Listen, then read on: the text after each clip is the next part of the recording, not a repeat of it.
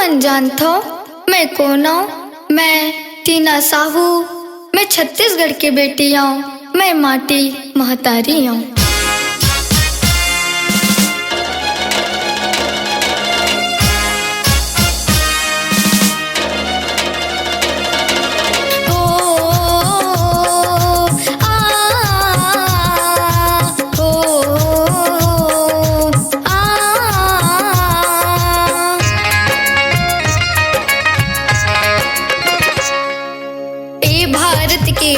रे संगी ए भारत के माटी लरे, ए लाजन भूलो संगवारी जियत मरत के माटी रे, ए लाजन भूलो संगवारी जियत मरत के माटी रे।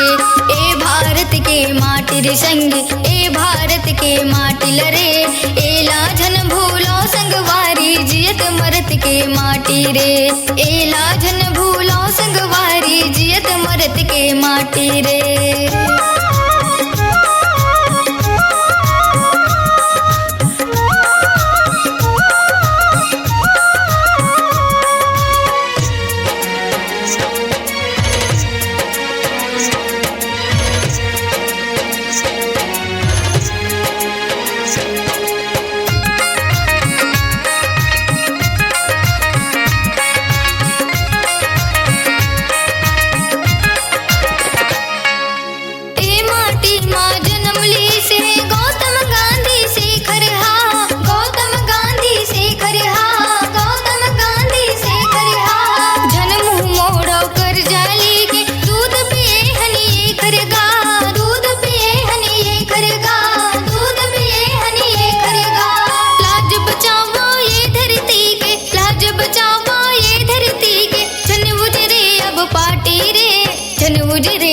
पाटी रे ए भारत के माटी रे संगी ए भारत के माटी लरे, ए लाजन भूलो संगवारी जियत मरत के माटी रे, ए लाजन भूलो संगवारी जियत मरत के माटी रे।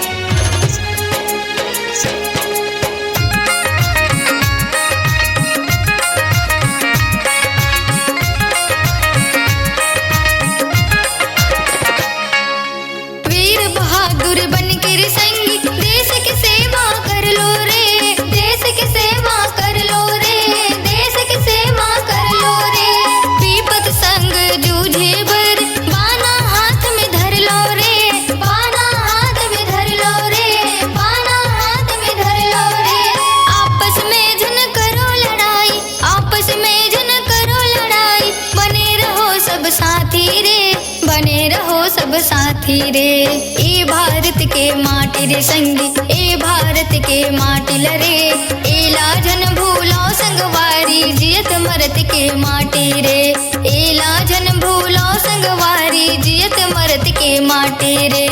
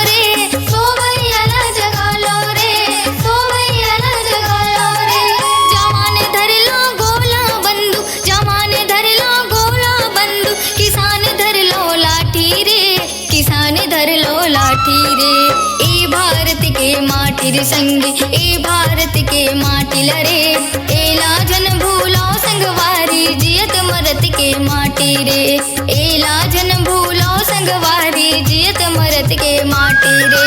ए भारत के माटी वीर संगी ए भारत के माटी लरे, एला जन भूलो संगवारी जियत मरत के माटी रे, एला जन भूलो संगवारी जियत मरत के माटी रे, एला जन भूलो संगवारी जियत मरत के माटी रे, एला जन भूलो संगवारी जियत मरत के माटी रे।